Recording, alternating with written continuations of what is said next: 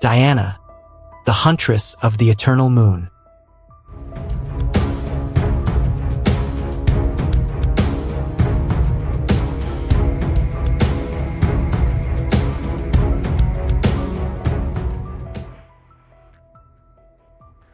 The night was alive with the whisper of the wind as it swept through the forest, weaving through ancient oaks and rustling the silver leaves of the sacred groves.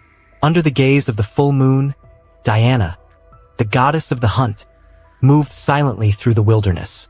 Her footsteps were soundless, her presence as elusive as a shadow. Clad in a shimmering tunic of silver and gold, she carried her ivory bow with effortless grace, her quiver filled with arrows tipped with the light of the stars. Diana was a figure of legend, her name spoken with reverence and awe by mortals and immortals alike.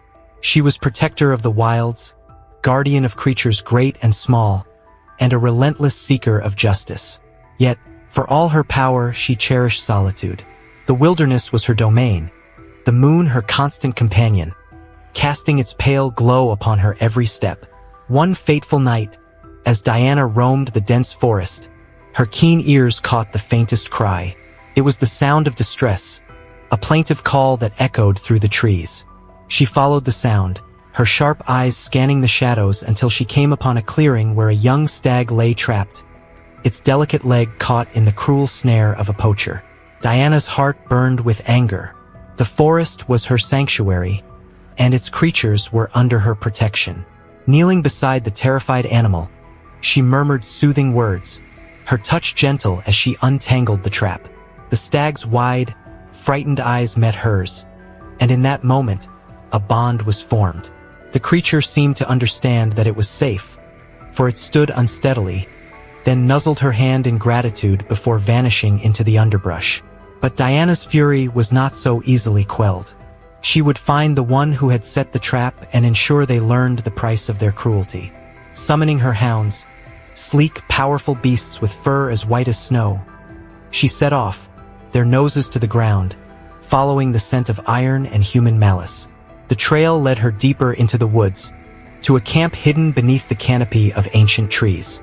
There, a band of poachers sat around a roaring fire, their laughter coarse and triumphant. At their feet lay the evidence of their deeds: pelts of wolves, antlers of stags, and the lifeless bodies of forest creatures that had fallen prey to their greed. Diana stepped into the firelight, her presence as commanding as the rising sun. The poachers fell silent, their laughter dying in their throats as they beheld the goddess. Her eyes, luminous as the moon, bore into them, and her voice rang out, sharp and cold as winter wind. "How dare you defile my sacred woods? How dare you harm the creatures under my care?" she demanded, her voice reverberating through the clearing. The leader of the poachers, a burly man with a scar across his cheek, sneered. He rose to his feet, a wicked grin splitting his face. "And who are you to tell us what we can and cannot do?" he challenged, his tone mocking. Diana did not answer with words. Instead, she raised her bow, knocking an arrow tipped with starlight. She loosed it, and the arrow flew true, striking the man's blade as he drew it, shattering it into shards of useless steel. The poachers recoiled, their bravado crumbling under her unyielding gaze. "Leave this forest and never return," Diana commanded. "If I find you here again, you will face the wrath of the goddess of the hunt." Terrified, the poachers scrambled to obey, fleeing into the night, their stolen spoils abandoned in their haste. Diana watched them go, her expression unyielding. When the last of them had vanished, she turned her attention to the lifeless animals at their camp. With a whispered prayer, she knelt beside each one, her hands glowing with a soft, golden light. One by one, the creatures stirred, their wounds healed, their spirits renewed. The forest, it seemed, had granted them a second chance. As dawn broke over the horizon, Diana stood at the edge of the clearing, her task complete. But she did not rest. The wilderness was vast, and her duties were endless. She would continue to roam the forests, her bow ever at the ready, her heart steadfast in its devotion to the wild and the creatures that called it home. Epilogue. Stories of Diana's deeds spread far and wide, whispered among hunters who dared venture into the untamed wilds. Some spoke of her with reverence, others with fear, but all knew that the goddess of the hunt was ever watchful. Her arrows flew swift and true, her justice as unyielding as the moon's eternal light. In the years that followed, the forest flourished. The trees grew tall and strong, their roots entwined with the land, and the creatures within thrived under Diana's vigilant care.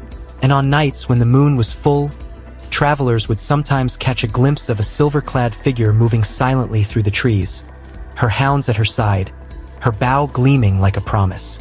Diana was more than a goddess. She was a guardian, a symbol of the harmony that could exist between nature and those who walked upon it.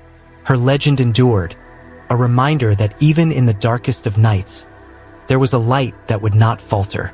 The story of Diana teaches us the importance of respecting and protecting the natural world. It highlights the need for harmony between humanity and nature, showing that greed and exploitation lead to destruction, while compassion and stewardship foster life and balance. Diana's unwavering commitment to justice and her guardianship of the forest remind us that every action has consequences, urging us to take responsibility for the impact we have on the environment and to strive for coexistence with all living beings.